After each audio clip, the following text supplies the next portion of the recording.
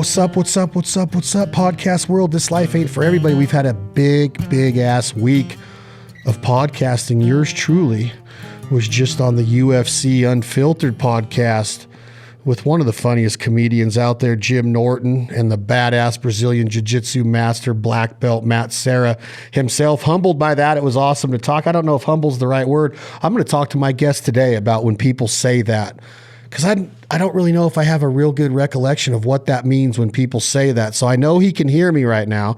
I want him to think about that, what it means when people say, man, that hunt really humbled me, or man, that was really humbling to hang around with that guy. And I want to know what that means when people say that.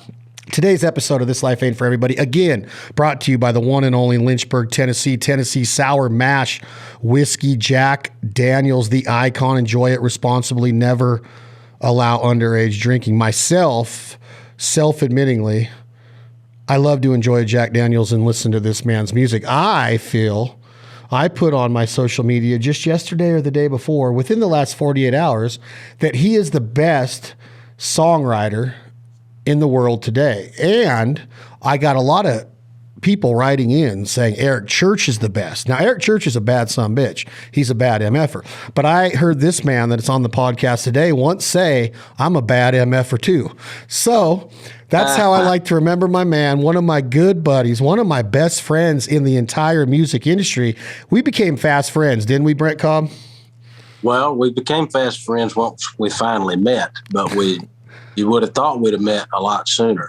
But we knew all the same people. But yeah, it didn't take us long, about 30 minutes.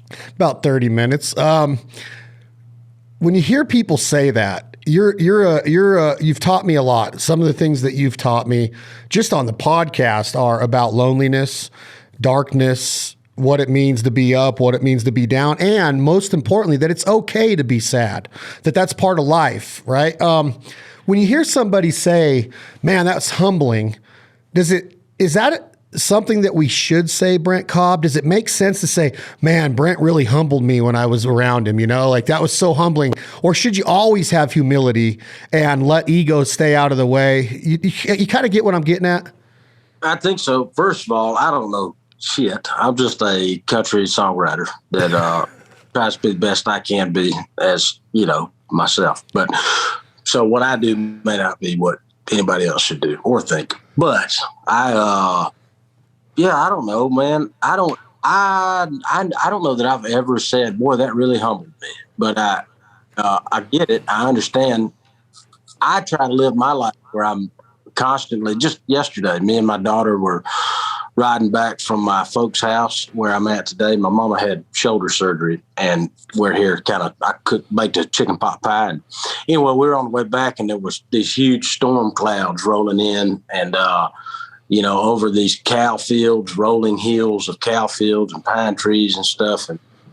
And my daughter is a deep thinker. She thinks about death and stuff. And like when we leave this world and going to heaven, and she kind of scares her. And she had brought it up the day before, but while we're riding down the road, I go, baby, look out across that field and look at all of that. Look at those huge clouds and the rain and how beautiful the green of the grass is. And you see that feeling that you get, I get a feeling of like this just ancient world that's been before us and will be after us. And we get to be a part of it at all. And that is the kind of feeling that gives me, that I try to carry with me through every day, every moment of my life, which maybe that, is humble. That's being humble, is feeling grateful, and small, and just feeling just grateful to just travel through this world. And that's what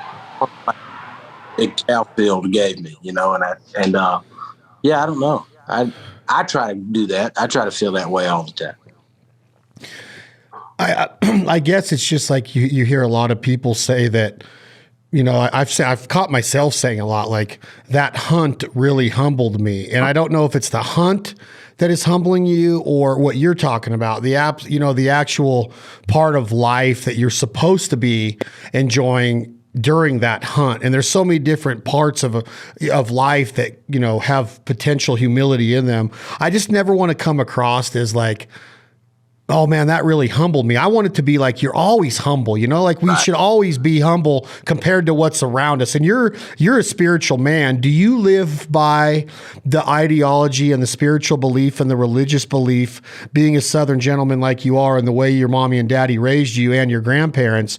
Do you believe that nothing is yours and that you're just here living for a higher power, for the Lord above, and that you're going to put it all back on a shelf someday and somebody else will take your spot, but nothing is really ours? He's giving us the ability to live this life?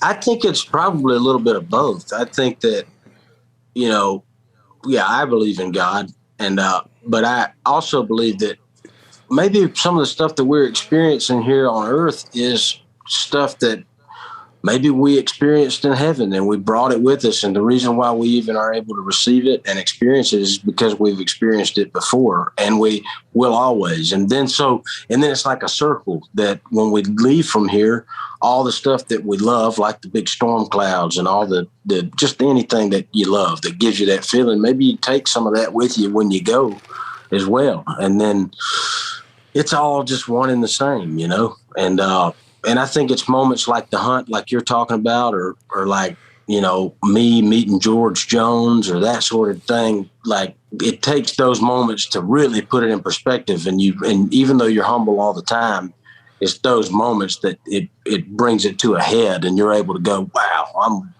this really humbles me, How does it affect you personally, Brent Cobb, on the idea of humility in what you do for a living, knowing that you have this talent and knowing that you have the respect from so many peers? And I mean this, like, this is out there in the public's eye. Like, you are one of the guys that people want to get in a room with. Now, my opinion of your other part of your career is going to take fruition in the next little bit, from what I'm being told by a lot of industry people. And I know that you are going to say, well, you never know what's going to happen, Hoss, and stuff like that. But I truly feel that you're going to be one of the biggest names in music. Not that you need to be doing anything better than you are right now. I'm just saying that the world needs to hear Brent Cobb's lyrics sung by Brent Cobb. But there's a lot of people that have cut Brent Cobb songs. Your songwriting is second to none. That's what people say across the board, and I can name the people that have said it. Mm-hmm. One of the coolest compliments I've ever heard is what Channing Wilson has said about you, and what Rob Snyder, the shirt you're wearing with Revival, when he heard "Shine on Rainy Day," the feeling that came over his body, and he just goes, "Wow, Brent Cobb has made it." And he said that on the show. I'm being long-winded, Brent Cobb, but how does humility play the role, knowing how badass you are? But you have to wait your turn in line in this industry, it seems like. You've even written songs about trucks being in the way and that you're going to take your own dirt path and such as that. We could get into the lyrics, but you know where I'm going with that? How does ego play a role when you know you're so freaking good, but you still have to take the time to wait your turn? When I was younger, I would get more impatient about it and get kind of pissed off when I, didn't feel like what I knew I was capable of was being heard by everyone else. And I still get impatient about it. But what really helps me is, I paying my bills with music for the last 15 years. And, my wife is a pharmacist. And when our son was born 2 years ago, she hasn't been back to work since. She's got a cool setup where she can go work whenever she wants to at this little independent pharmacy. But for the most part, she hasn't had to go back to work. I've paid all the bills, put all the food on the table, and all by making music. And so that helps. Just the other day, my sister had a little show in town that I surprised her, and I showed up at a little local spot. And this guy walked over to the table, and I'm sitting there with my parents. My mama gets more pissed off than I do when folks don't, think that I've done a whole lot. And this old guy came over and he said, "Man, I heard you moved back to town, how you still doing music," that sort of thing. And I was like, yeah, like I've said at a lot of shows, it's taken me 15 years to get to the bottom. I'm just glad to be here. And but I have for 15 years, I've paid all my bills by making music. So yes, I am satisfied, and but I I can still get impatient. And then when I get more impatient, I look at Willie Nelson, and nobody knew who he was until he was like 42 or 43, And so I still got around about 10 years left. And if Willie could wait it out and as genius as he is and was, then who am I to try to speed it up? So. At one time, one of your quotes on this podcast, Brent Cobb, was country music is going to do what country music does. Love it. Love the humility just in that statement and the patience. Has anything changed lately that you can tell us about? Are things starting to, what would I say, broaden? Are you seeing more? I'm seeing more from where I sit and from where I stand and from where I travel. Are you starting to see it? I guess what I'm trying to ask you, Brent Cobb, is can you sense it? Does it start to feel different? Like when it's getting ready to go, does it feel different? I think so. Maybe. It's just a part of the story, if you do it long enough. If we're just talking about me and my personal career path and my personal path in this career, maybe it feels different, but then at the same time, eventually it all is going to work, if you stay persistent. And that's all. I'm always aware of that. I've known since I was a kid that someday I would be someone that everybody would know and respect. And I've always known my talent was good enough. And so it's really, I just got to keep that in the back of my mind. So maybe it feels different. I'm glad it didn't happen bigger earlier, because I would have been not as humble as I am. I'm glad it's taken. You're glad you broke up right there, Brent. I'm sorry. Wasn't interrupting. You had a little glitch. Well, I'm glad that it's taken as long as it is taking.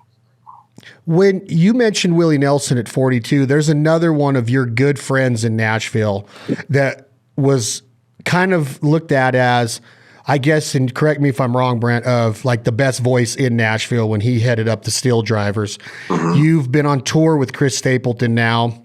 You did, I think, 2 full years or maybe 3 with him and Marty Stewart. I know what he thinks of you. I know what his wife thinks of you. And I don't know them. I'm just saying that I've read what they've written. I've heard what they've said. What makes Chris Stapleton special, in your opinion, as a counterpart? Because he looks at you as the baddest ass there is in songwriting. He is a badass songwriter. He can deliver a song like no other. What makes Chris Stapleton who he's become in America in country music? Or is he even defined as country music? He's in a lot of different genres, in my opinion. Yeah, I think he's kind of got that Dolly effect a little bit, where Dolly was, she's always just, according to her, considered herself a songwriter first. She's always known that she was amazing, but she also knew that she was country first. But she also has said that she knew that her country roots could also be pop, that it could go. And, but in a good way. And, I think Chris, and I don't want to put words in his mouth, but I think he's always known that about himself as well. And similar to the way that I view it is he's always known that he was great, and he didn't try to get in the way of the timing and the path. I'm sure he got impatient and frustrated at times, and but he sort of waited it out, and he knew, he knew, just like I know, just like Dolly Parton knew and knows. And, I think I don't think anybody's fooling themselves. You know what I mean? If I wasn't good enough and I had not been as good, I've always been good at songwriting. I've just always known, and so, one of the few things that I was naturally just really good at. And so I knew that someday that the people will catch on, and I think Chris is the same way. I think he's always been aware of it for himself. You made a statement right there, Brent, about you're glad it didn't happen earlier, and you don't have to talk about this if you don't want to. Just tell me, pass. Morgan Wallen, a friend of yours, has experienced some ups and downs at a young age already with success. And then that roller coaster hit rock bottom, being taken off Saturday Night Live, invited back in the social media, in the news, on TMZ. Then all of a sudden hit rock bottom with the last one. Is this what you're referring to, the age and maturity and success like that coming at somebody like that? What kind of person has Morgan Wallen been to you? How do you look at somebody like Morgan Wallen? Is he have mad skills? Is he as talented as we think he is in American country radio and touring and all this? What's your view on what's gone in maybe the last year and a half with his career? I think Morgan is a bad SOB. And, he's so good. Speaking of somebody to take, all right, here's what's funny is when I say bro country, I don't necessarily mean your usual suspects. I just mean like there was some stuff that was going, some of that bro country was awesome, by the way, and well done. But then there was a whole lot of it that was just intentionally, not very smart, and just to take money from people that were willing to back. So I'll preface it with that.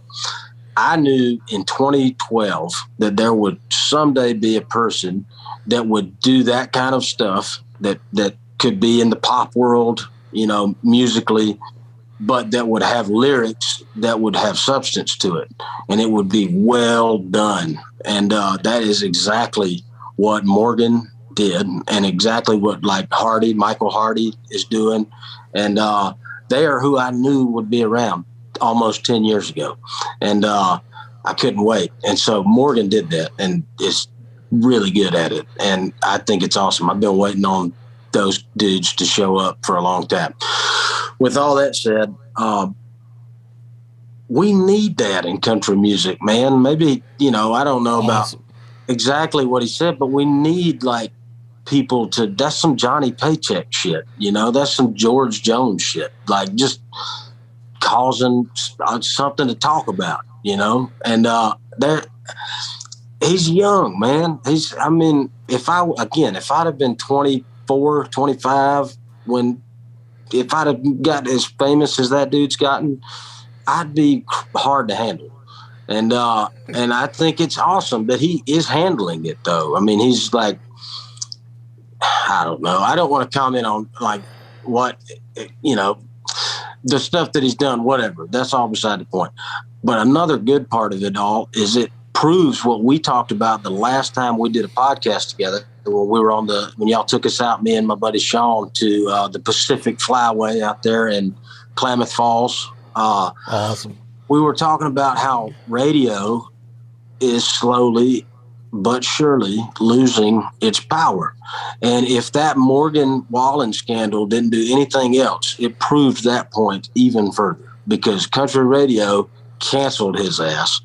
But I think he holds the record for the longest #1 album, all genre, any chart, for how long? 3 months or something like that. No country radio involved. That's badass. Exactly. And it's a great point too, because they were probably thinking that, he needs us, and nope. it proved the exact opposite. Yeah, dude. Brent, when you talk like that, is it fair to say? And again, I this is an assumption, and we all know what assuming can do to us. But do you wish you and your career and your talents and skills were during the Johnny Paycheck, David Allan Coe, Outlaw, Willie Whalen, Chris Christopherson? You've already told me before that Chris Christopherson's box set was a huge influence and inspiration to you. Are you better off being inspired and influenced by that time in country music, or do you kind of live by the analogy of the Leith Lofton? Your buddy Leith Lofton wrote a song, our mutual friend, called 50 Years Too Late with Drake White. That's kind of a cool analogy, that you were born 50 years too late. Do you feel that? I don't think times are as much different as we all like to think they were. I think everything's probably pretty close to the way they've always been. It's easy to have that nostalgia and think that things were so much different. So I think I'm right where I should be in the right time and everything. Also, with that said, I think that, I'm probably lucky to be in this time and not that time because they were all so good and doing, like I'm doing something similar to what they did. And I probably wouldn't have stuck out as well if I was around, if my peers were fucking, You're fine. I'm there. You're good. Christopherson and Roger Miller and Willie and Waylon, everybody would probably be like, leave it to the pros, buddy. So, but I, with that said, naturally, I don't sit down and try to write like, oh, this is the way Christopherson would write it. It's just naturally, since I was, 12, the way I've always written. And so I think that those kind of songs that they were all doing back then were timeless. And I think if it's timeless, it never gets old. It doesn't seem dated. And so I think that's why what I do still works, I have to ask you this because I know you would kill it. And you know the industry better than I do. I'm going back to Stapleton. He has taken songs that were proven at a certain time in country music and brought them back to the forefront of the younger generation's ears, being able to hear a song like Tennessee Whiskey. And I want to clear this up of what I've said. I would have bet $1 million that David Allan Coe wrote Tennessee Whiskey. I had no idea that he did not write that song. I was told he did. David Allan Coe did though, right? George Jones. He did? David Allan Coe wrote Tennessee Whiskey, right? I don't know. When I looked it up, because I was having not an argument, but I was like, yeah, David Allan Coe wrote that song, and Chris Stapleton brought it back after George Jones did it. But this right here, when I looked it up, it says, now this is the one that says at the top of Google is the one that says song by Chris Stapleton. So is there a difference between the George Jones one? Because this one says the songwriters are Linda Bartholomew and Dean Dillon. Oh, I know Dean was a writer in that. Wow. I would have bet all the money I had that David wrote the song, and he's not listed on it. I would have bet it also. I could text Dean and ask his ass, like, who the hell wrote Tennessee Whiskey? Now, this one says George Jones' version of Tennessee Whiskey is written by, because are they the same exact song? Yeah, this one is Dean Dillon and Linda Bartholomew. I'm about to text Dean. Look, I'm going to still be here, but I'm going to text him right now. Yeah, because how unreal is it that he did that? Hey, I'm still here. I may not be there. I got you. I got you. I got to know. Uh-oh, I got a new phone. I bet I don't have his damn number no more. I don't have his number, but I will. I'm going to find this out because now I have to know. I'll find it out when we get off, and you can maybe plug it back in there or something. I swore that I don't know why I thought David Allan Coe wrote it, but I've always had that in my head, and so did you, obviously. I know he did a version of it. I would have swore he wrote that song. But how amazing is that? Off subject real quick, because I want to go back to my question about Stapleton and your opinion on that. Dean Dillon, holy shit. He wrote Tennessee Whiskey. He wrote, I don't know how many number ones for the king of country music they call George Strait. He wrote The Chair. I mean, like, I think that it was like a bet, if the story's truthful that I've heard, is like, somebody's like, you could write about anything. You could probably write about that chair right there. And I think like, and then he did, right? Yeah, that's what hey, one of the coolest things, the first time I ever wrote with Dean, I was nervous, I don't like meeting my heroes. I think we talked about that before because you just never know. They might ruin exactly your perception of them. And I just would rather think of them the way that I do. But I was on the way over there and I got in and we got to talking about Gary Stewart. And I was telling Dean obliviously to his history with Gary Stewart about the first time I ever heard Empty Glass by Gary Stewart. Wade Bowen played it for me. I was out riding with Wade Bowen, and on his bus, he said, "Oh man, you never heard Gary Stewart, Empty Glass. You got to hear this." And he gave me the whole rundown of Dean's wife that he was truly in love with.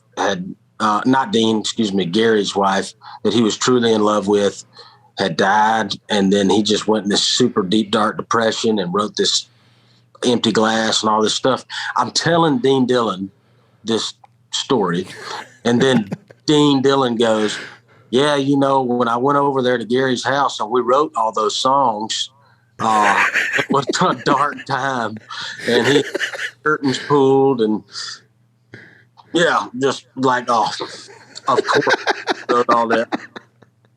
I mean, he's probably thinking that you're telling the story knowing that Dean Dillon was a co-writer on the songs. Yeah.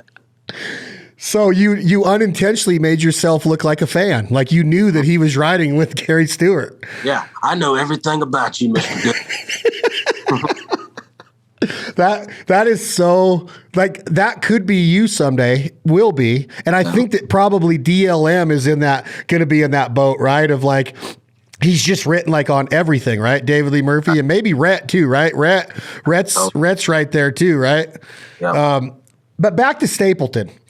Why don't you do that, Brent, on your albums? Because I think you would be amazing at it. Or is it something that your ego tells you that you don't need to do a cover? Or do you think you can't do the cover justice? Or why would Chris Stapleton do that when he's such a strong writer? Is he paying homage? He did The Last Thing I Needed, First Thing Today by Willie Nelson, which is an unbelievable country music song, like country as hell, right? And he also did Tennessee Whiskey. Why does he do that, in your opinion? Because he made Tennessee Whiskey a number one again. Yeah. You can do covers, but sorry, I'm not interrupting you, but why don't you do it, and why does he do it? I don't intentionally go, well, I'm not going to do a cover. I will say this, with that said, I just did a whole album that the only song I wrote was one of them. And so the rest of them are all covers. I just made a gospel album, a Southern gospel album. And so I was going to bring this up because I've been told by 5 people, I've counted them, that it is absolutely jaw on the ground. Man, unbelievable. It's the most proud of any project I've ever done, for sure. But the other reason, though, why a lot of times I don't cover songs is because I'm just terrible at remembering lyrics to songs that I don't write. Even if it's a song, The Joker, that I've heard, 500 times. I cannot remember lyrics unless I write. But if I write it, I can remember a song I wrote when I was 10 years old, but I can't remember other people's lyrics for some reason. It's so funny you just said that. I was at PCB when I was supposed to hang with you 2 weeks ago, and I ran into this new artist out of Georgia who, by the way, is an unbelievable fan of yours. Have you heard the name Chase Baker? I don't know. That name's... He opened for Confederate Railroad this past Saturday night at a Kentucky gig. Big fan of yours, comes from Georgia. He participated in the Battle of the Bands for the Gulf Coast Jam and got second. Got some talent, big fan of yours. But we start talking, and I go, he as part of him becoming the top 2 bands, he was invited to play at this live event after the concerts were over one night. So we went and watched him, and he calls me up on stage to sing because he knows I love music. And guess what freaking song he asked me to sing with him? The Joker. And I couldn't remember the Joker, the Smoker, of Midnight. And Chad Payne, who works with Zach Brown Band, one of my dear friends, I walk off the stage kind of embarrassed, but I wasn't really, because I just went up there, and I'm glad I did, because it taught me how hard and difficult it is to do what y'all do with all the crowd out there. And Chad Payne's first words goes, "How in the F did you not remember the words to the Joker?" And I go, "Dude, I don't know the words to the Joker, and I've heard it 500 times. Right. It's crazy, right? That way with any song that I didn't write. Yeah. It can be Sweet Home Alabama. I can't remember. I don't know why my brain just doesn't click that way. With it being said, what I just asked about Stapleton, what is it to make a song your own? Because there are guys out there that will go into a cover series. Like we just mentioned Zach Brown. You've seen Zach live. Devil Went Down to Georgia. He does Coldplay. He does Guns N' Roses. He does Metallica. What does it mean to be a somewhat of a cover band, but also be able to write like Zach and the crew can do, play like Clay, and you're friends with all of the Blackberry Smoke guys and the Zach Brown guys. But when you start talking about Coy Boyles and Clay Cook, these are some of the best guitar players in all of music, in my opinion. Totally. These guys can play any song out there. What does it mean to you, Brent Cobb, that a band like that would cover that many songs? Is it kind of show a weakness, or does it show, dude, this is one of the baddest ass bands in the world that can do this shit? I think it's the coolest shit in the world. Yeah, when you can do it and you don't seem like a cover band, you just, it's a level of musicianship that I don't have, and you gotta be real good. And Morgan she said something about Chris, the way he covers stuff. He's just got a knack for it. He'll just hear, because there are some bands that'll do it, like American Aquarium just put out their new record. Have you listened to that? The Bangers? No, but I saw. I wanted to go to was it last night they played down at Basement East? I wanted to be in Nashville for it. Maybe. Certified Twangers. It's all a cover album of like 90s country songs. And they did them damn exactly like they were recorded, which is also cool because it doesn't seem that way. It doesn't seem like a cover band did. It just seems it's awesome. And but then you have people like Chris that will completely rework a song and it doesn't sound anything like the original version. And I don't know, man. I think it's Rowdy, Jason Cope used to say input, output. And so you just need to learn a ton of songs because anything you put in, it's going to inspire your subconscious to put something out. And so he was always a big supporter of covering a bunch of songs. And so I listened to a lot of music, but I'm not, I used to play in cover bands and I knew a bunch of those songs, but I'm just not good at, well, maybe I'm not good at it. I just don't try to cover anything. Someday maybe I will, but I think it's a whole art form in itself. I got two more cover questions for you. Have you heard of the band, and I don't know if they're still around or together, but they were called the Gourds, Gourds? Yeah, not super familiar, but I know that name, yes. So we're sitting around. I don't remember if it was when I got back from Florida or if it was on the beach in PCB, but I played Snoop Dogg's Gin and Juice by the Gourds. Rolling down the street, smoking it, and they got the fiddles going. Yeah. Yeah. I mean, it is genius how they did it, right?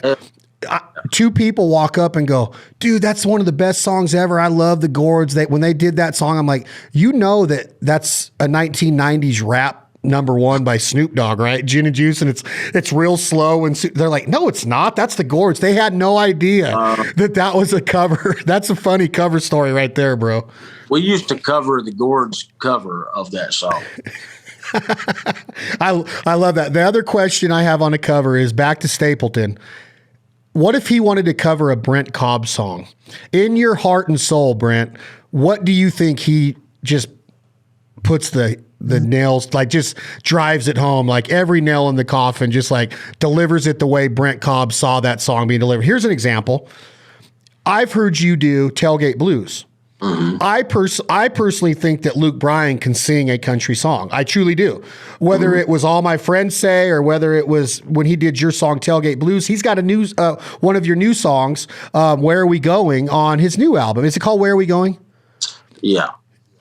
Or Where Have We Been? No. Yeah. Where Are We Going? Yeah. Where Are We Going? He does that, and he does a Randy Montana song about a boat on the new album. He can sing a country song. What would Chris Stapleton do if you got to sit down in a room and he wanted to talk to you about, hey, I want to do one that you've already recorded, not one that you wrote and he's cutting, but one that you've already recorded? I think Chris would murder Shine on Rainy Day or Let the Rain Come Down. I think he would. God, I don't know if I want to hear anybody else sing Shine on Rainy Day except you, though, because when you hit that first note, like I've told you, like it plays every day wherever I'm at, and it's like that is a song about life, in my opinion. Both verses. Stapleton, we all need rain alone. I mean, he would like Oh, that Kill would be it, sick. man. Why don't you text Chris Stapleton and well, even imagine him. Yeah. I've loved strangers. Man, he would kill that song. It'd be so good. Now, do you ever see something like this happening? Because that song should have worldwide fame. Like, I mean that. Like, that is one of the best songs written. If you listen to the flow of that song, and whether it's the progression of it, I think the lyric is. I don't even know how many times I've said you're genius, but is it fair to use that word genius? Because I don't even know what the definition of genius is. I think a genius is a high IQ, right? Like you got to have a 145 to 160 IQ. When it comes to songwriting, I may be a genius. Okay, so this song is genius. Thank you. Why don't you say, Chris, just try it and see what it does for you? I'll say this. As someone who, also makes my own albums, I don't know. I've tried to send stuff like that to people. I won't name names, but for some reason I don't get responses. And I don't know why. Because they don't think they can do it. Well, Brent. I'll say this. Miranda Lambert, me and Hood were writing with Miranda the other day, a couple weeks ago. And she said to me and Adam both, she said that y'all need to start getting someone else to sing your demos of songs that you would like someone else to record, because y'all's phrasing and the way you do them, it makes people feel like, well, we can't do it like that. And so they wind up, it like hurts us more than it helps us. Oh, here's a great example of that you just brought that up. Another guy that you and I both think is genius, Chris Knight. I played a song for you that Chris Knight said, send it on down, on his newest album. Oh, yeah. Leanne cut that song. She sings harmonies on his album version, but then she cut it on her album. And I love her. I think Leanne can sing like as good as any female ever, besides Dolly, probably. Miranda's right there. Miranda's my new Dolly, by the way. But it's not the same because Chris Knight's phrasing. You can't. I think Blake Shelton cut "It's Not Easy Being Me," and it's not the 1997 version of "It's Not Easy Being." Like, could you do rural route and kill it the way that Chris Knight does it? Hell no, but I would do it just because I love that. And that's actually one that I've actually considered doing a cover of. Leanne is so great about doing covers, whether you like them as much as the first one you heard or not. She actually did do a cover of "Shine on a Rainy Day," and she recorded a song that I wrote called "Fly" that she sang the harmony on my demo of. That I've never released it, but she also put that one on one of her albums, and it's so good. She's so good. Oh, she is. Now, does that phrasing deal though? Does that, when Miranda says that to you and Adam, does a bell go off of like, well, damn it, maybe she's right? Totally. Yep. Because I can't hear anybody doing digging holes like you, which that song is genius. Like that, if you the meaning of every verse in that is so, you can't write a song better than that. And I mean that. Like, I'll put the lyrics of these songs up against anything. And I know that you don't need me kissing your ass because you already know how I feel about your music. But man, I think it's intimidating, Brent. And a lot of these songwriters that get in the room with you, Kyle has said it on this show. Paul McDonald has said it on this show. Paul just left here last week. He came out and did a gig for me, which I got to tell you about. It was amazing. They both said the same thing, how intimidating it is to get in the room with you.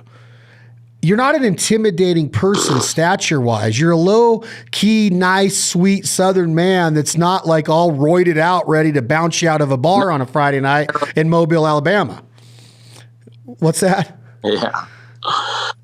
I said narrow shoulders and everything. I'm just saying, like, I think that the talent is...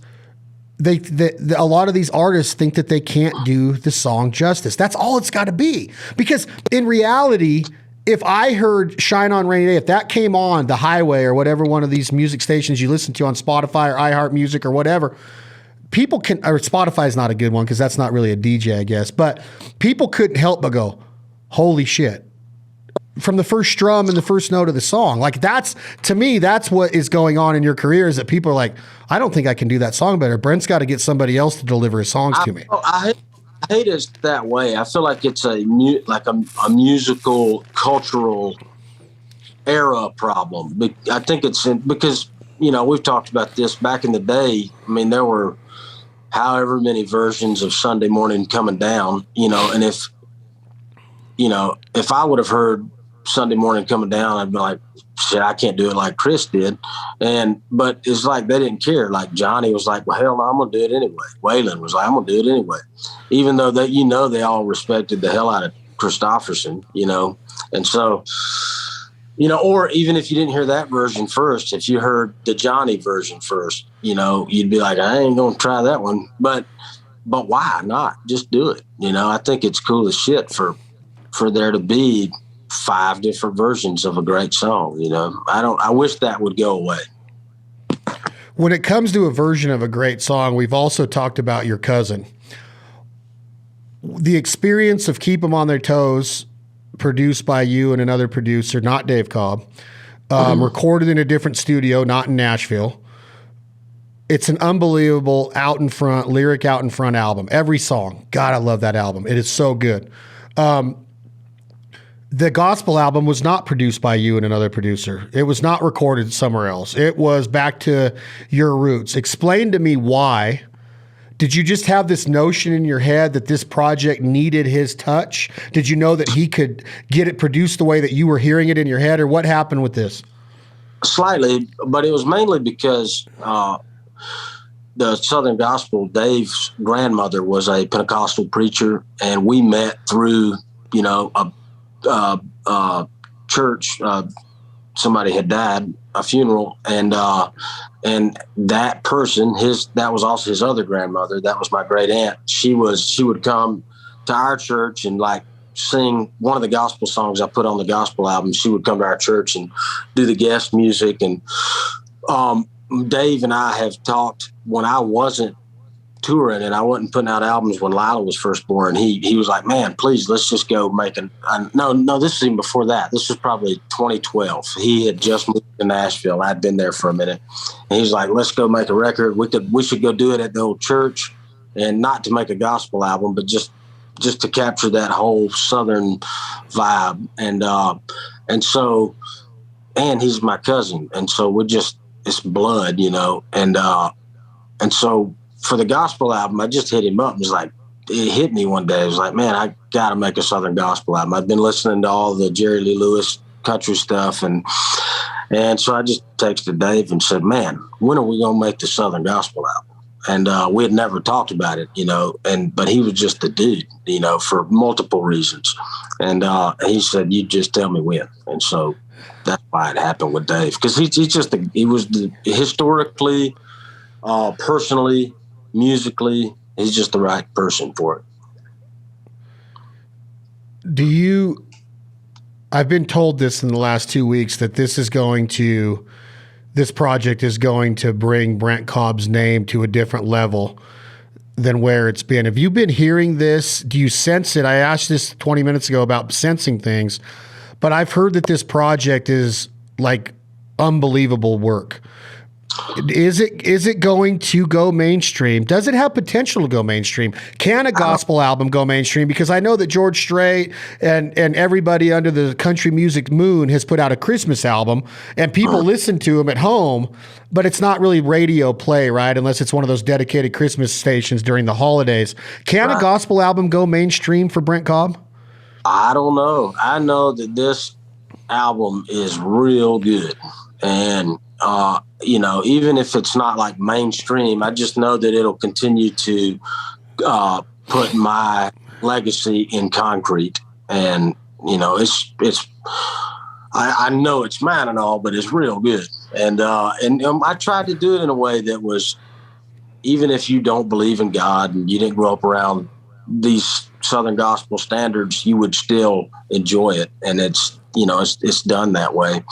And I don't know. I don't know what'll happen with it, but I know that I'm really proud of it. And it just adds to my library of records that I have made since my kids were born, which Shine on Rainy Day was the first one after Lila was born. And it was, this is like where Daddy's from. And then Providence Canyon was Here Are Stories about the people and places that I'm from. And then Keep 'Em on Their Toes is This Is What Daddy Thinks About. And then this gospel album is This Is What Daddy Believes In. And so it's just adds to all of that. And what's the name of it? It's going to be called And Now Let's Turn to Page ... Oh, I love it. That's what a preacher would say. Exactly. In the Southern Baptist churches, when you're doing the hymnals, they'll go, and now let's turn to page 435, Has Miranda heard it? Has Adam Hood heard it? Has anybody that I know heard it? And what was their reaction, if you can let a little bit out of the bag?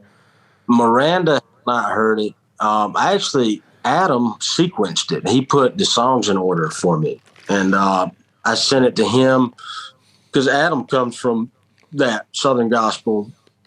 Those are his roots as well. And when I sent it to him, he was like, this is special. And he took a lot of time he had two different ways that he had an idea of us seeing. And he's over the moon about it. It pumped me up. And when's the release? January of 2022. And, back in the day, it used to be a rite of passage as a country singer artist to make a gospel album. And I don't know that, like, Wade Bowen did one, but other than that I'm aware of, I think like Alan Jackson was the last one to do it. And so I'm just trying to keep that tradition alive. If you're a country singer, you got to make a gospel album. You just brought up AJ. Have you heard his new album at all?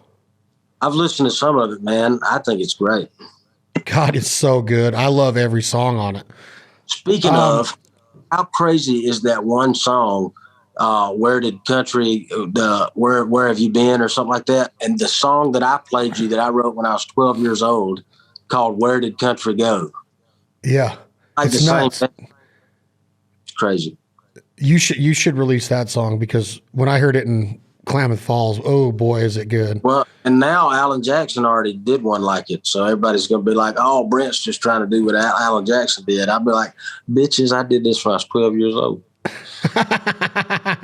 Is he a friend of yours? Have you co-written with Alan Jackson? Is Alan Jackson from Georgia?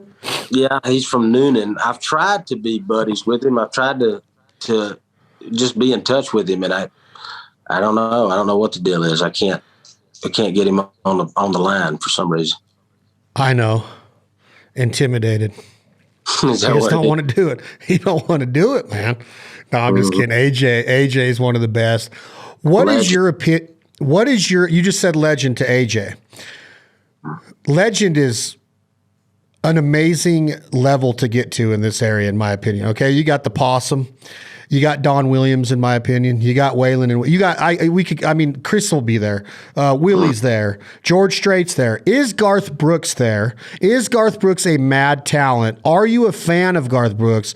And what is up with this man, his career now, of being able to keep doing what he's doing, but he's kind of weird to me now. And I don't know if that's mean to say, but he's just gotten weird to me. And I don't know if it's money and like the Church of Scientology, when these people go a little bit goofy when they get too much money. But what's up with Garth Brooks, Brent Cobb?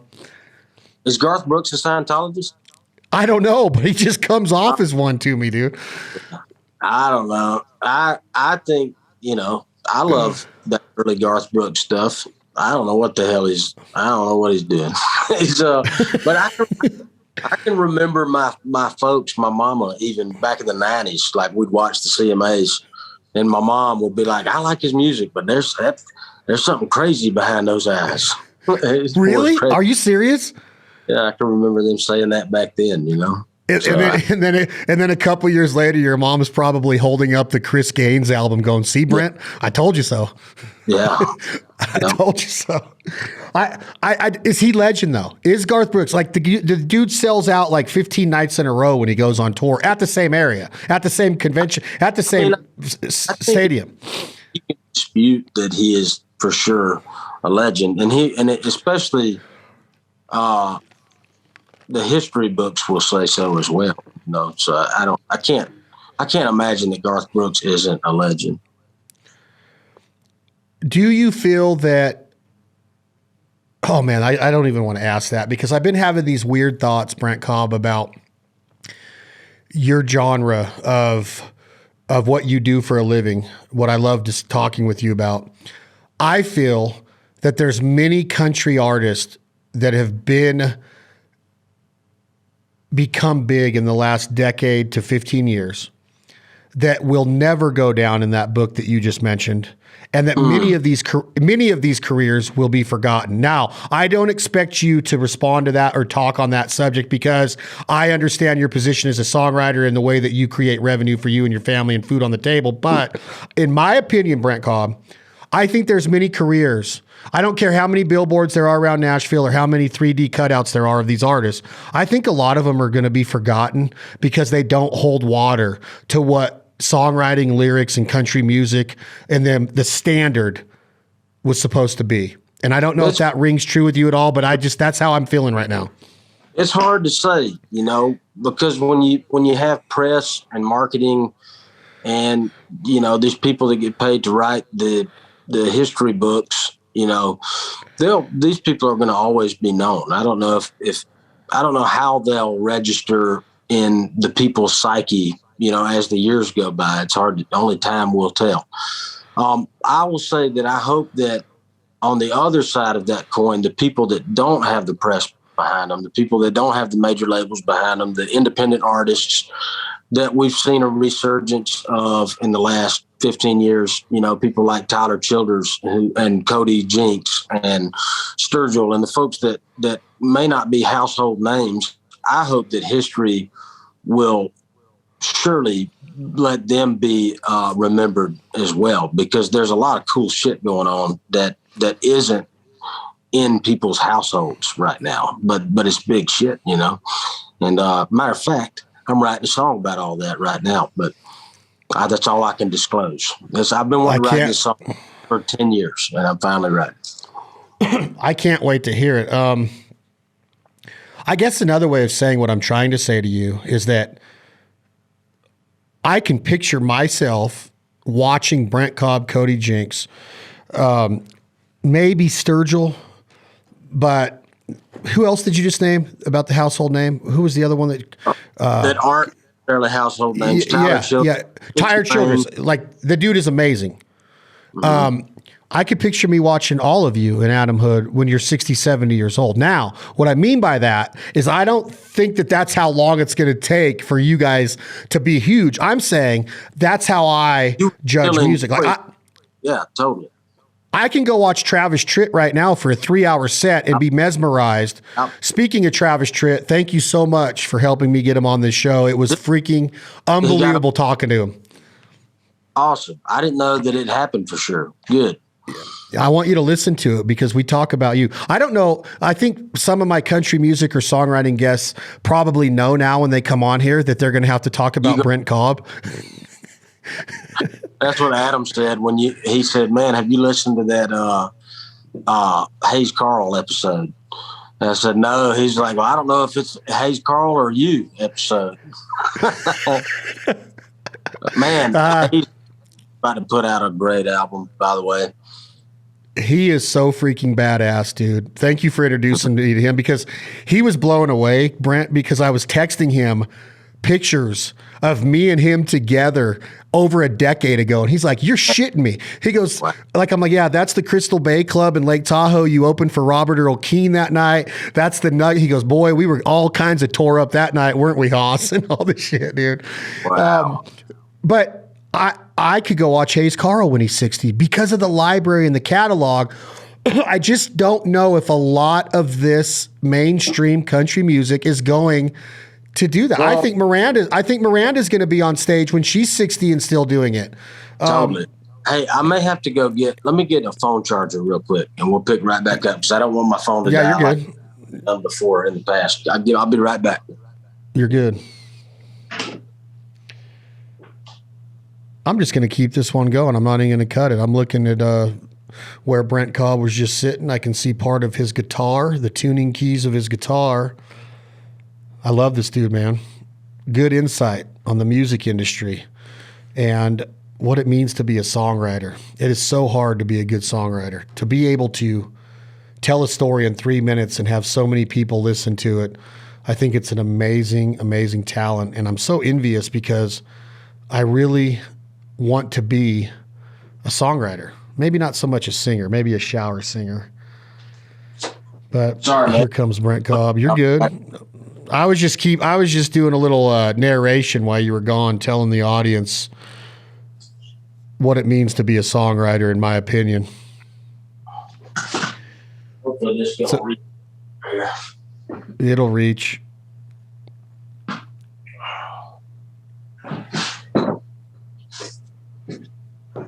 We're so close. Let me move the angle here.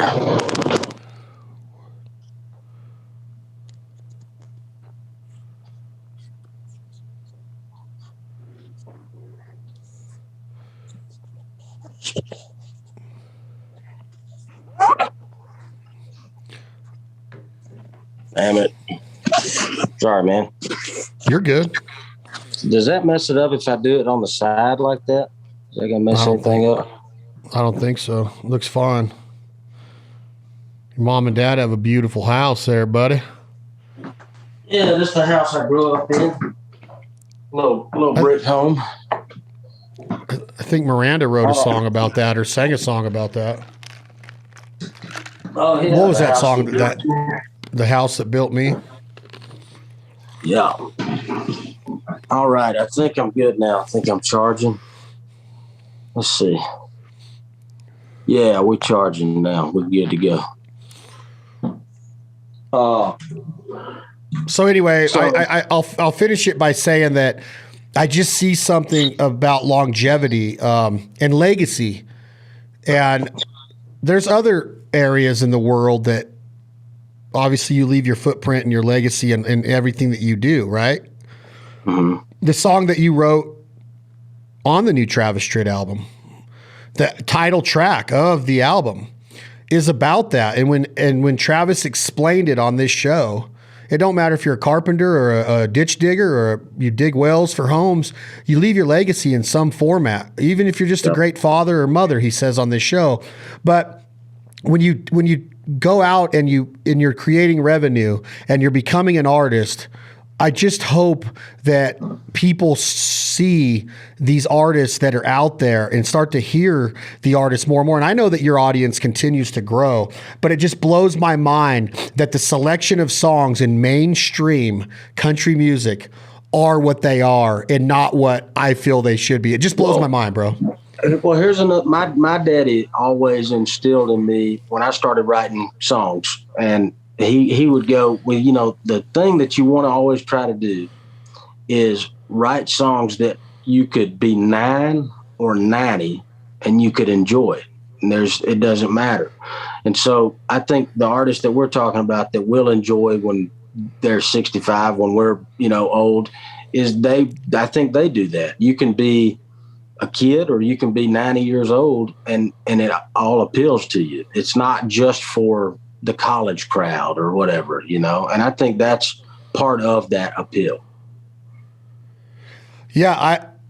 Okay. So let me ask you this though. Let me ask you this about your dad's ideology or his thoughts when he told you that. Could a 9-year-old enjoy Chris Knight's catalog?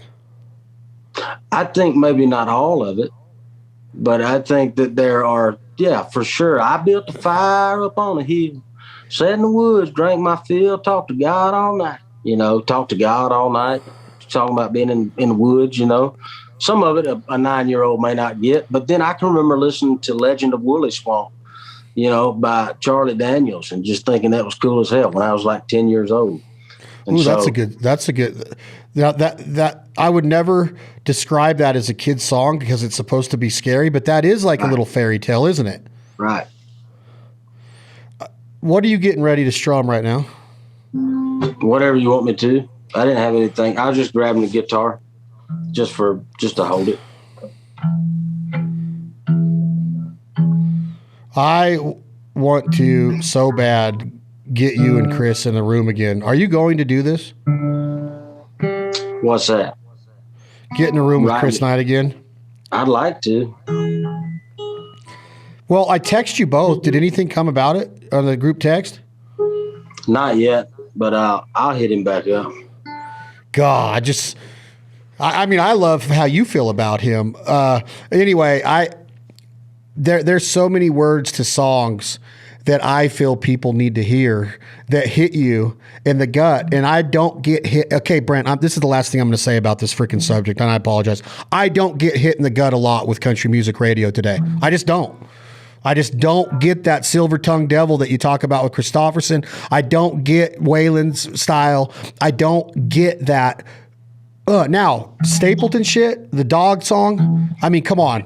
How do you write a song about a dog and make it number one, right? That's Chris Stapleton to a T right there, right? Did I tell you the time that me and Chris wrote, like years ago, 2012? I came in and I had an idea about a dog named Rastus. and Chris said, I don't know if I feel like writing about a dog. And that son of a bitch went and wrote a song about a dog. And then made it number one. Oh God! What kind of guy is he behind the scenes? Is he a sweetheart of a man? Yeah, man. He's a really intelligent person that very studious and just a good old dude. You know, on a night at the end of a tour, he kind of cuts loose a little bit more than normal, but for the most part, he stays pretty straight, and you know, he's a good dude. I'd like to. I've met him twice. I've never gotten to know him though. When you start talking about your catalog, how do you go about? What's the mindset behind the studio and the album, and then the stage presence of Brent Cobb, the chicken dance, the hair, the clothes, the ensemble, the band, the percussion, the atmosphere, the culture? How do you go about figuring out how you're going to entertain a crowd, Brent? The song list, the set list, the flow of it. You just said that Adam Hood put the gospel record together. There's something to be said about the flow of an album to keep somebody's interest. It's not just about the cuts or the singles. It's about the whole album and listening to that project. How do you describe your approach to stage and entertaining me when I'm in the audience? Well, we've said before, I'm not really an entertainer, but I do. It's something that I've had to learn. Well, I've had to learn set lists change, and you sort of have to. I'll come up with a master set list, and I'll go, well, these are definitely the songs we're going to do. Here is the initial idea of order of songs of the show, but you don't really know until you go out and you kind of play it in front of people. And then once we play a show, then I have a better idea of the way people react. And I don't like a whole lot of lag time on stage. I like there to always be the moment a song is done, we're going into another song or something, you know, something, whether the band's vamping on something. I just don't want there to be any time for awkward silence, you know? Ooh, okay, so with your ability to tell a story, do you like to narrate any part of the show? Or I'll do that, or I'll tell a story. Yeah, in some spots, but I've tried to not. I used to talk a little too much, and so I try not. I tell good stories when the moment's right, but I try not to take up too much time doing that now. I met a friend of yours, and I don't know how good of a friend Dylan Carmichael is to you. He came on the show a couple weeks ago. Big fan of you again, and he probably got worn out of me bringing up Brent Cobb. I don't know if he was forewarned or not, but and I don't know if you know the story, but he told a story on the podcast, and it's getting ready to air, about Johnny Paycheck and Mel Tillis. Have you heard the story about the hotel room in Nashville? Oh, yeah. Is this when Roger Miller was there too, right? I didn't know that part. Maybe he said it, but I don't remember Roger being it. But it's when they get back to the hotel room from partying all night in Nashville. Think somebody's breaking in? Well, they broke in and stole his guitars. Oh, I don't know. I've heard a different version of this story. Oh well, then maybe is it the one where the cops come and they're trying to take a report from Mel Tillis though? Maybe. I don't know about that part. Keep going. Well, I met Mel Tillis one time in California, and if you study a little bit about the man's career, he had a stuttering problem, but only when he talked. When he was on stage singing or on album, he never stuttered. Right. So the cops come to take the police report, and I don't know if he's got a little buzz going on mixed with his stutter, but he's like, and the cops can't follow him. He's like, in the guitar, and all of a sudden, out of nowhere, Johnny Paycheck goes, Mel. And he looks over at him, and the cops look over, he goes, sing it. Yeah, that's what the whole story was, he goes, sing it. The story that I heard was that Roger Miller and Johnny Paycheck and Mel Tillis were all sharing a room at a hotel together. And they had all been, Roger and them and Johnny had been partying all night. And so Roger loses his room key. And so he knew that they had left the window unlocked. And so Roger starts to crawl in through the window, and Mel doesn't realize that they're trying to crawl in, that it's them trying, that they'd lost the room key. And so he wakes up and he's trying to go, Roger, somebody's breaking in the window, and he can't get it out. So he goes, Roger, there's someone breaking through the window. And he sings it instead. I wonder what's true. But the most fascinating part of the whole story is that 3 of the top country musicians of that time are sharing a hotel room. All hanging out. I know. It's awesome. Hanging out. I think that is so badass. Okay, back to your library. How should I ask this? You told us how the album progression went and what you how you explain it to your kids. Have you become a better songwriter since Shine? Do you feel in your heart that you continue to improve? Is there any room for improvement? I know your ego's going to not get in the way here, and you're going to say, of course there is. But can you get better than Shine? Do you feel that you've hit that again? And how do you figure out, like, well, this song's going to make the album? Because that's a lot to lean up against. That's a lot to be compared to that first album, in my opinion. I've never, I'll say, when I first moved to town, when the Oak Ridge Boys were cutting that first song, Hold Me Closely. At that time, I was 22 or 23, and Miss Jessie Coulter came by the studio, and I was in like a sort of a writer's block. I felt like the stuff that I had written on that very, very first album, I wasn't living up to those songs. And I said to Miss Jessie, I feel like I can't write anything right now. And she said to me, well, honey, you're living right now. And then when it's time to write, you'll write again. Don't worry about it. Live while you're living. And so I have never worried about it again. And so I don't think about it like that. When I'm not writing and I can't get anything to come out easy, I don't worry about it. I just live. And then when it's time to write, I write. And then when it comes to making an album time, I don't have necessarily an intentional direction, but I will have songs that I have written over several months, and they'll kind of start making their own theme. That will be a direction that I'll go, oh, okay, well, these 3 songs are pointing in this direction. And so then I'll make the album. Got it. So can you hear me good? I don't know. We're losing a little bit of the connection. What's your connection look like right now? You're losing me? No, you're getting better now. Let's try that. It can be a little spotty here. I hear you good, though. I see you good. What's the comparison of living and writing for your career? Do you write every day? Do you jot down notes in your phone would you say that you jot down a lyric or song idea in your phone every day? Mostly every day. I might skip a day or 2 here and there, but usually when I put it down and and let's say I go a whole day and I just don't even pick up the guitar. I don't even think about music. I might listen to some old records or something. Most of the time, and during those days when I'm just like getting ready to throw something on the grill or dancing around with the kids, I will come up with a good song because I'm not trying to think about it. And I'll just, just in the moment, just sing something, a melody or something. And so I just try to have balance on both sides.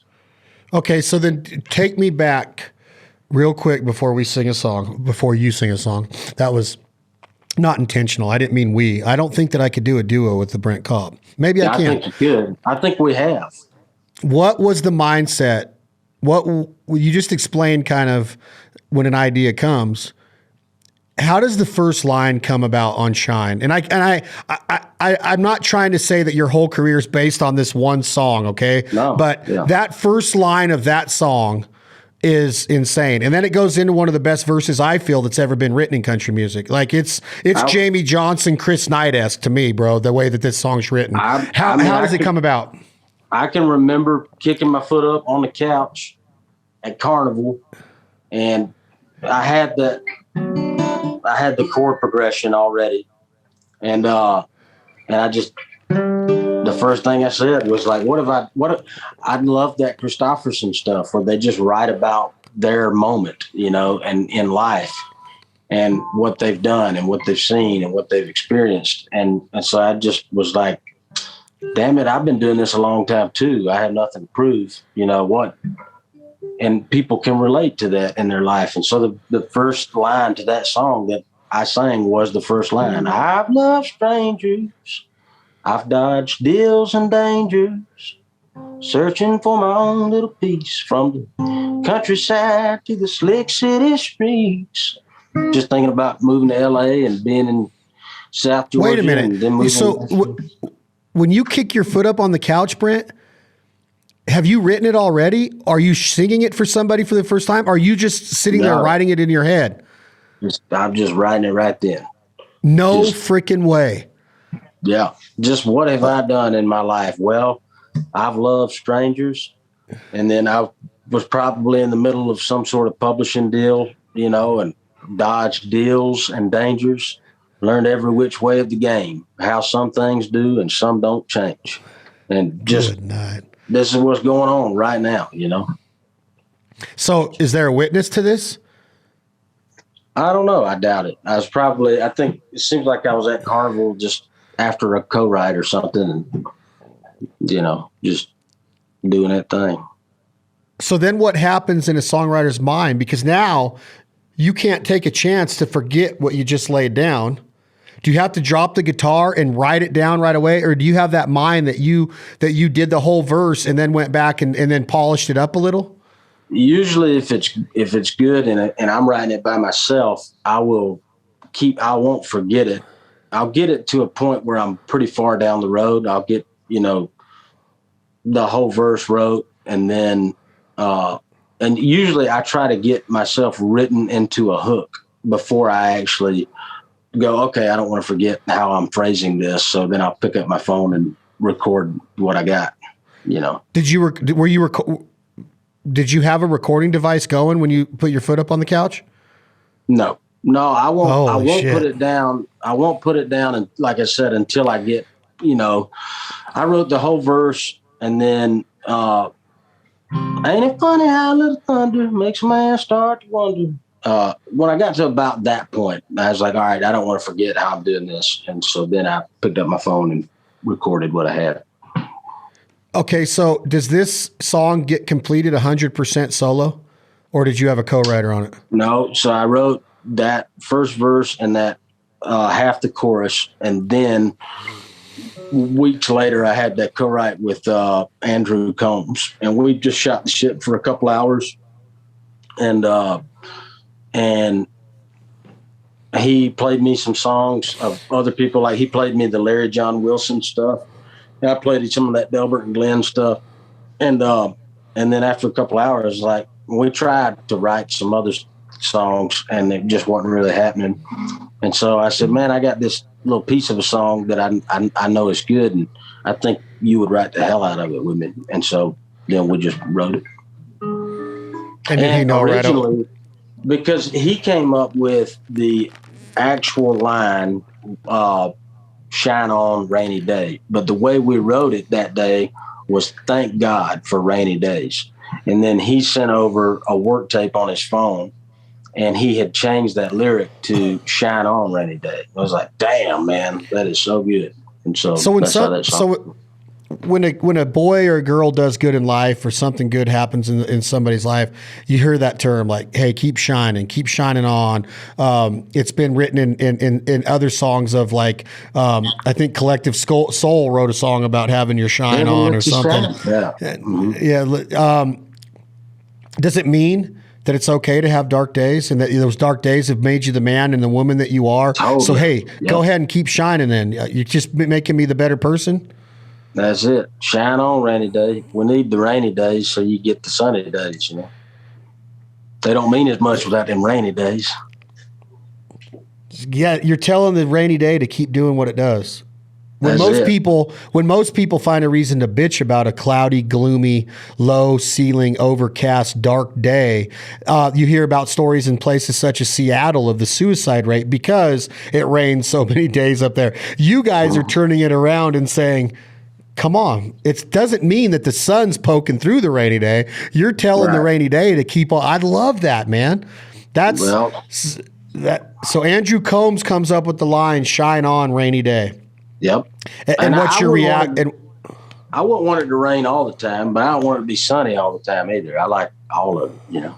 So what's your reaction when he says that? Do you grab onto it right away, or is there a little bit of he sends the work tape over, and I say, "Holy shit, how did you come up with that?" And, you know, he's the same way. He's just like, that's it. We worked on that because that was the only line that we were like, man, the whole song is pretty much done. But that "Thank God for rainy days" doesn't quite hit what we're trying to say. And we just let it alone and let it rest. And then when he got to the house, he had it. Okay, I got to ask one more question. I just can't get enough of this song. We've talked about your cousin, Dave Cobb, multiple Grammy time winner for production. Stapleton, Brent Cobb, Isbell. I mean, there's a lot more. I mean, the dude is bad to the bone, right? What's his reaction to that song the first time Dave Cobb hears it? Is that what sold him on making this album? Because I know you'd worked with Shooter in the past, and then Dave kind of said you guys start making the album, the first one. We've heard that story on the podcast before, but when he hears the actual lyrics to "Shine," what's Dave Cobb's reaction? I don't know. I know the only song that I knew that he for sure wanted to do was "Digging Holes." He loved that song. And then we both separately came up. I sent him a ton of my songs, like probably 30 songs. And then we each came up with a list of 10 from those 30s, from the 30 songs. And then when we met in the studio for the first day to make "Shine on Rainy Day," we compared our lists and which 10 did we pick together. And for the most part, we had picked the same songs. And so, so it wasn't called "Shine on Rainy Day" until after we recorded it. And then after we made the whole album, and then I was like, what am I going to call this? I started to call "Shine on Rainy Day" because Dave loved Providence Canyon as well. And it didn't make that first album. And, but he was like, man, you should name this album Providence Canyon, even though that song isn't on here. It's just such a cool title. And so "Shine on Rainy Day" was almost called Providence Canyon. Really? Mm-hmm. Who told me? Somebody on the podcast said that their first music video was filmed in Providence Canyon. Who would that have been? I don't know. Damn it! I'm gonna have to go back and research that. It was an intro or a music video. You've sang Little Stuff on the last podcast when "Keep 'Em on Their Toes" was first being released. This has now advanced and transgressed into your first children's book. we have a mutual friend again. But you know him way better than I do. Coy Bowles from the Zach Brown band. He's from Georgia. He writes kids' books. Did this have anything to do watching what he was doing with his kids' book? Did it inspire you a little bit? And how does the idea, and I know that your kids are a huge part of inspiring you to do this, but tell me like the same story you just told me about writing Shine. How do you say Little Stuff's going to be a kid's book? Well, Coy didn't have anything initially to do with the initial inspiration, but I'll get to him in just a second. So I've always wanted, even before I had kids, to incorporate some kind of sort of like what we've talked about, even like a children's program, educational type program. Because when I was growing up, I was born in '86. Down here, there would be stuff on PBS or GPB, Georgia Public Broadcasting, that these shows would be like a dude fishing but it's not a competition. He's just out there and he's showing you almost like Bob Ross or something. He's like, this is how you put the lure on. And then you might want to cast it over there under that little shade tree. It might be a little bass under there.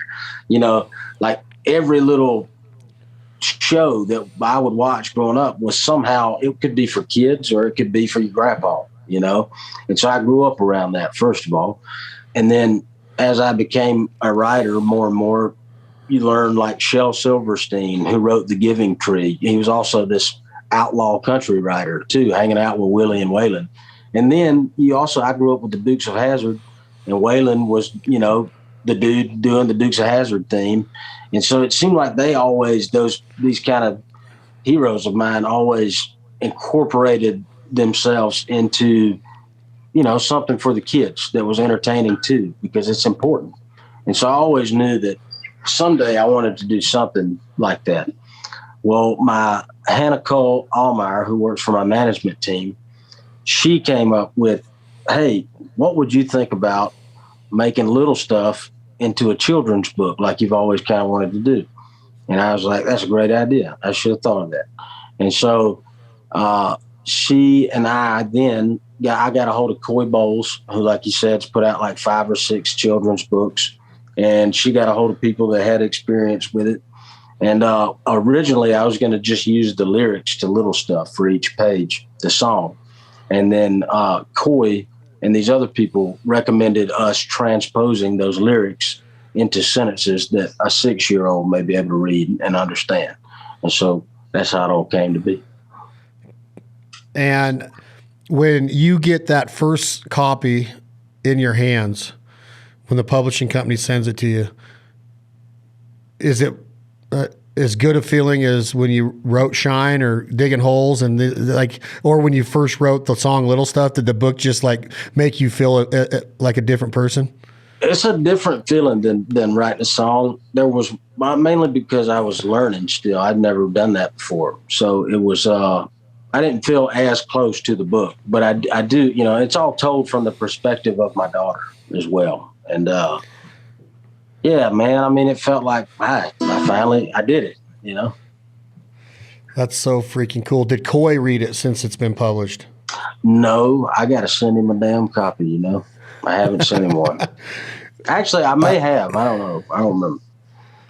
No, I don't know if you did, because he would have called you already and told you what he thought about it. Yeah. Coy would have made sure that he let you know. Man, I'm trying to figure out, like, you've sang Digging Holes on here. You've sang, I don't know if you've ever sang Shine, but anyway, like, you have such an awesome library already, in my opinion. The way that you told me you wrote Black Crow, I heard Whiskey Myers on stage in Little Rock, Arkansas the other night singing a Brent Cobb song, right? Cody says it's one of his favorite songs to perform live to this day. Mm-hmm. The crowd goes crazy for it. They sing. It's one of the songs where he holds the mic out and lets the crowd finish a line, you know? By the way, that band is freaking badass. Yes, sir.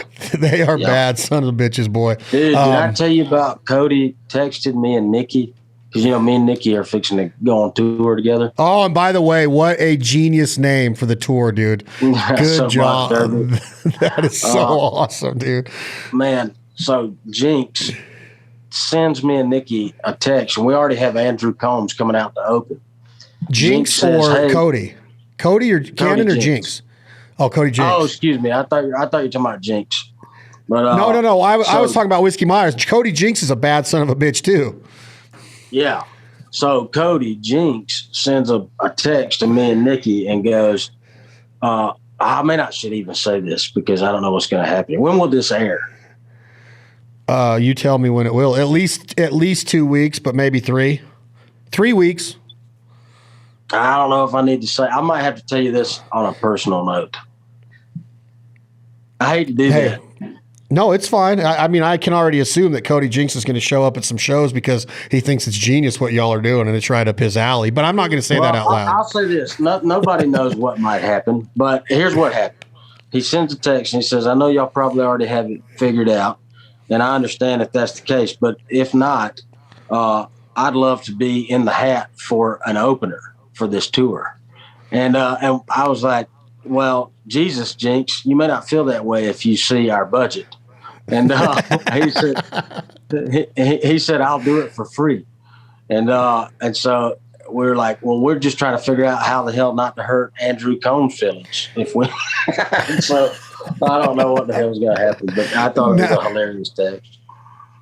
You and Jinx and Nikki Lane. I just think that bill right there, I mean, dude, that's selling out some legitimate places if you do this.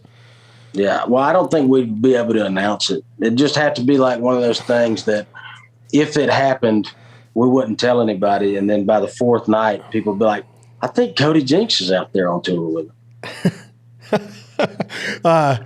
Soapbox Derby is something that is a positive word in our youth and something that's fun to participate in, building the cars, racing the cars with your soapbox, put the wheels on them. This meaning, again, in true Brent Cobb fashion, Nikki Lane fashion, is kind of, in my opinion, I'm asking for you to tell me this, educate us, but Shut Up and Sing mixed with some lines and some other songs off of Keep 'Em on Their Toes about, I'm not going to get on a soapbox. I'm going to, we don't need to be talking out loud. Your opinions are obviously louder than mine, which is such an unbelievable way to say something. That's freaking genius just to say it that way. And that's on the new album.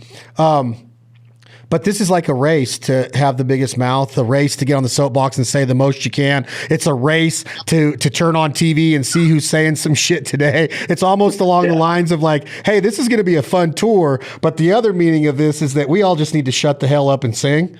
Yeah, totally, man. Well, yeah. And me and Nikki, she guessed it on Soapbox. And then she's also like, she's a dirt bike racer rider. She's a badass, man. Why don't I should do Soapbox. Please. Is she in the house with you? I wish she was. This is a song me and my daddy wrote in 2019. Everybody's been talking too much shit since the beginning of time, and we figured we'd write a song dedicated to all of those folks. It's called Soapbox. Where the crowd goes crazy when catastrophe strikes. Nobody's feelings seem to come out right. Talk is cheap and common sense ain't commonly found. I try not to pay attention, keep on having my fun.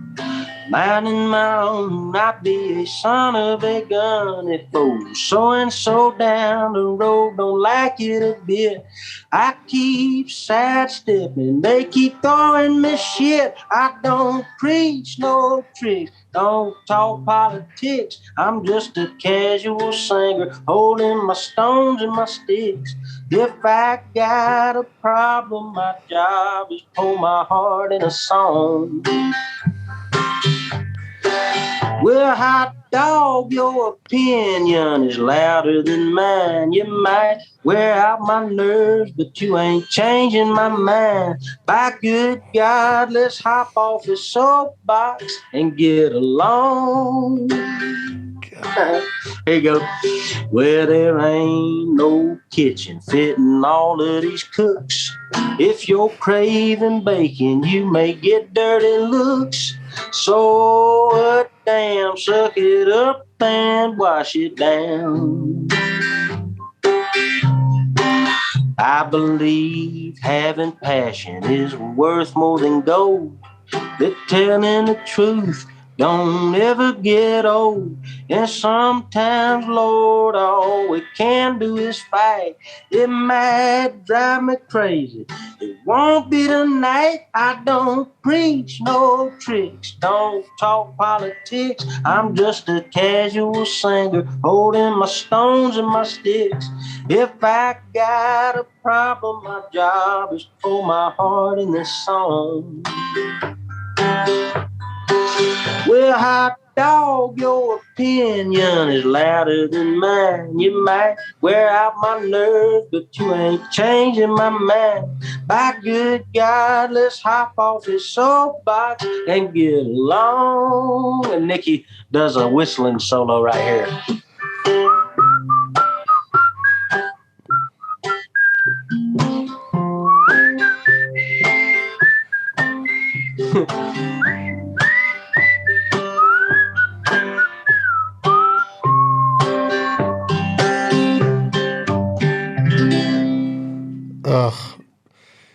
So, does your dad write a couple of these words?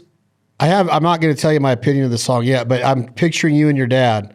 Does he fill in the blanks, or is he coming up with as much as you are? Yeah, we're woodshedding. We're just sitting out in the shop, and I say, man, I got this idea of this song called Soapbox, because everybody is on the damn soapbox all the time. Here's the structure of it, and then we just start, throwing scatting lines, and he'll throw a line out, and I go, man, that's close. What if it's more like this? And then he'll, like he came up with all the cooks in the kitchen. Great line. There's too many cooks in the kitchen, and he came up with folks trying to sidestep, and everybody just keeps throwing you shit. When you say the line, the cooks in the kitchen, if you're craving bacon, you might get dirty looks. Is that because America or the world is so judgmental on the little shit that people do? Like, oh, you're eating McDonald's, you're chewing tobacco, you're drinking a beer, and they just start judging you because we're so freaking envious and jealous and judgmental? It's exactly that, but it's for both sides. It's a lot of times I like things to be left up to interpretation, but it's So if you're eating bacon, some people might go, "Oh my God, you're eating bacon. You're so unhealthy." Yeah, and so that's all good. They should suck it up and just do what they're doing. But also for the people that are eating the bacon, when someone says something to you about something they don't agree with, who gives a shit? Don't let it bother you. Like, just do your thing. Don't worry about them. Just like they shouldn't be worried about you. Suck it up and wash it down. So freaking smart. See, it's these lessons that we're missing in the world that should be on the radio. Like we're back to school, man. We used to get that though when I was growing up. Yes, hell yes, like we did. Normal common sense. You do your thing. I'm gonna do mine. As long as it ain't hurting nobody. I know. And sticking to the analogy that we talked about right before this with the kids' book, there's a line in this song. It reminds me of a Cody Jinks merch shirt that says "Cast No Stones."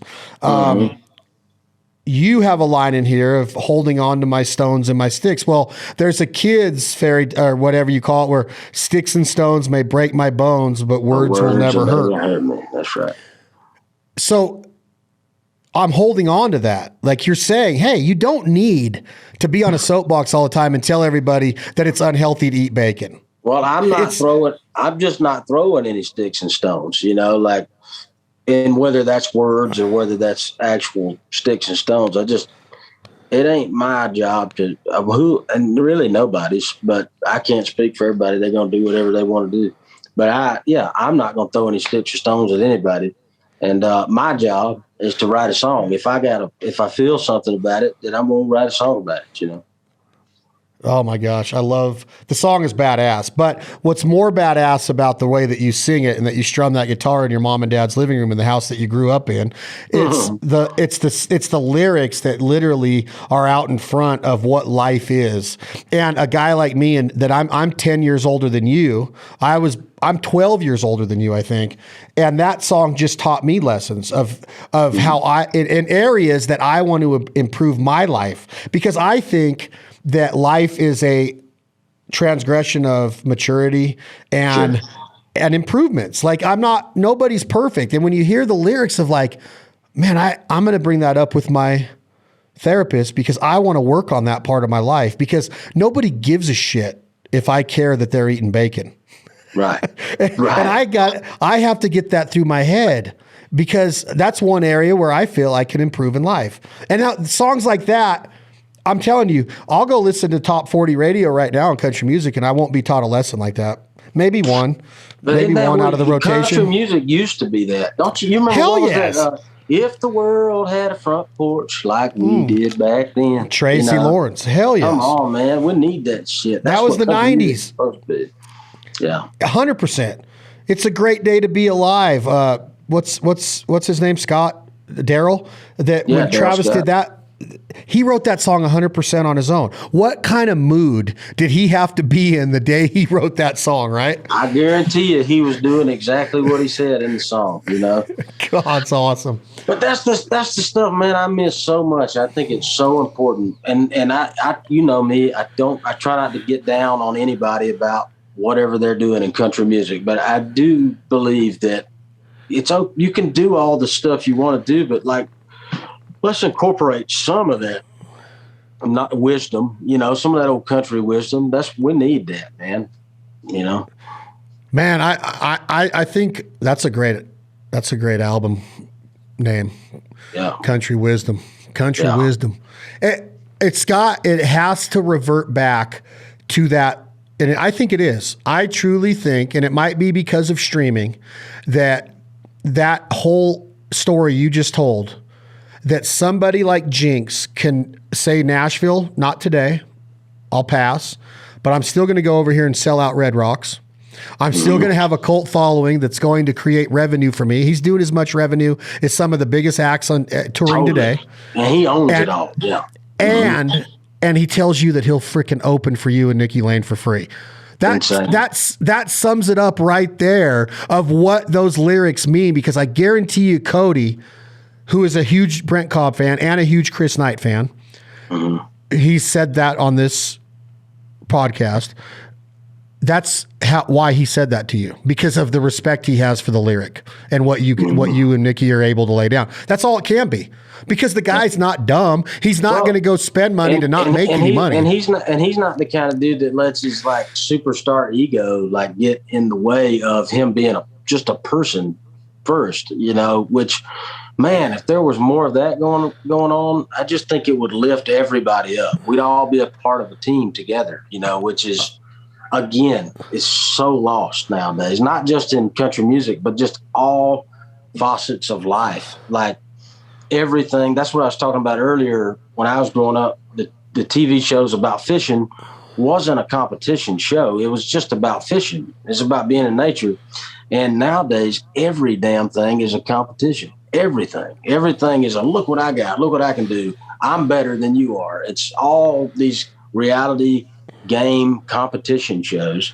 And when I was like, we need more of like, we're just kind of all just spinning around together and like trying to accomplish life, and then we're going to die, and let's just get along and try to be on the same team here, instead of everything being a damn competition all the time, Let's talk about another friend of yours that you've introduced me to that's coming on the show in the next couple weeks. You just completed a tour with Kendall Marvel. Yeah. How did it go? I know that the rooms were packed. I had no idea, with how unassuming this man was, that he's written what he's written.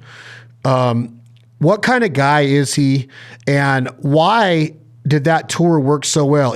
I got lost in the stories because I saw some videos from the tour and it was great. I didn't get to see one live, which I hate, but what was it like sitting there and being able to tell stories to an audience about the lyric and about what you guys were thinking when you were writing these songs? Well, it was the way that it was perfect to restart my touring season that way, because that's what I do the most natural, which is, I'm a storyteller, songwriter, and obviously he is too. And so, and for a lot of people, it was their first experience back out in the world and seeing live entertainment again.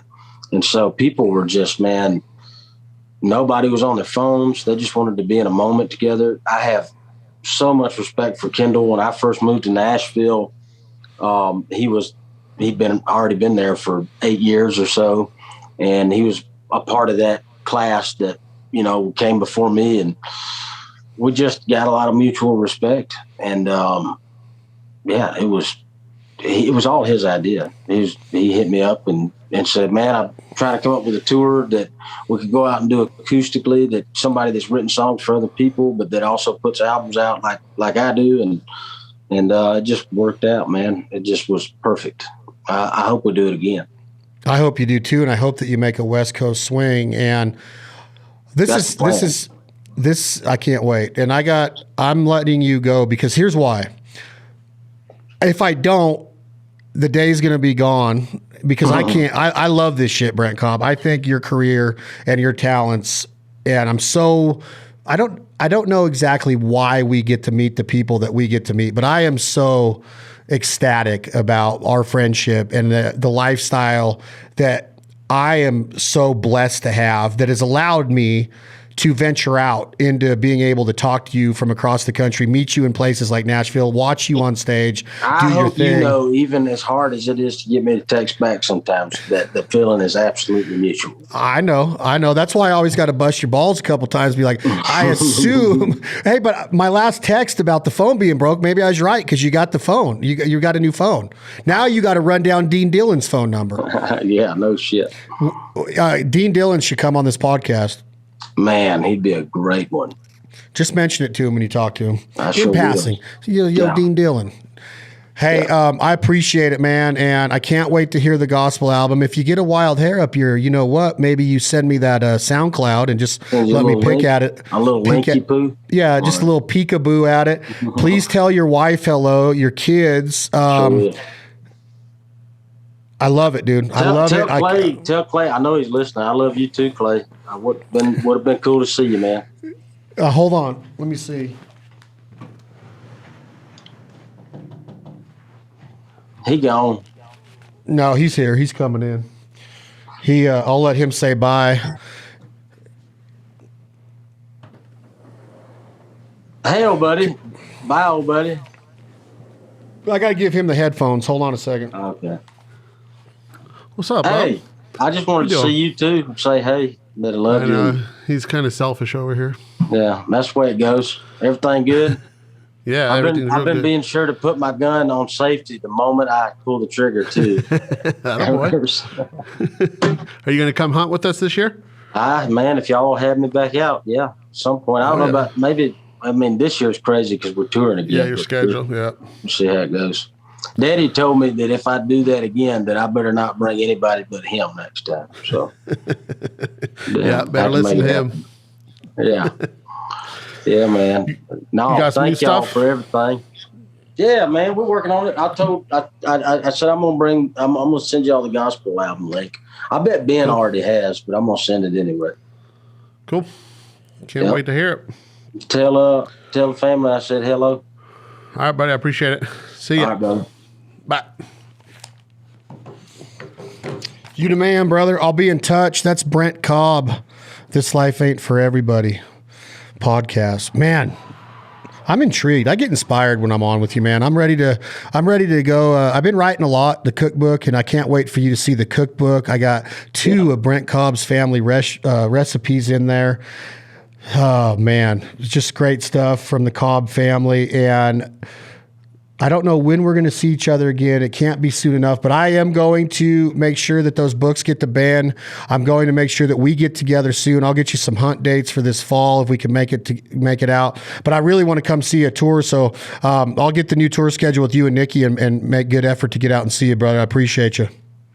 Yes, sir. Love y'all. Thank you again for having me, man. Man, I love it. I can't wait to see you, my man. Brent Cobb, This Life Ain't For Everybody podcast brought to you again by our friends, Lynchburg, Tennessee. Enjoy it responsibly. Never allow underage drinking. The one and only, the iconic Jack Daniel's Tennessee Sour Mash Whiskey. I'm going to go put on a Brent Cobb album right now and just get maybe like one finger on a little ice cube of Jack Daniels and just reminisce on my memories that I've already made with that man. Thank you, Brent Cobb. Thank you all for listening to This Life Ain't For Everybody. Tom, Jake, hit that button. We're going out with... I got to do it. I just got to do it because last night I was at a rodeo and I had a Deemer box in my truck on this little tailgate deal, and I hit this song 3 times in a row because the people standing with me are like, play it again. This is Brent Cobb, Ain't a Road Too Long.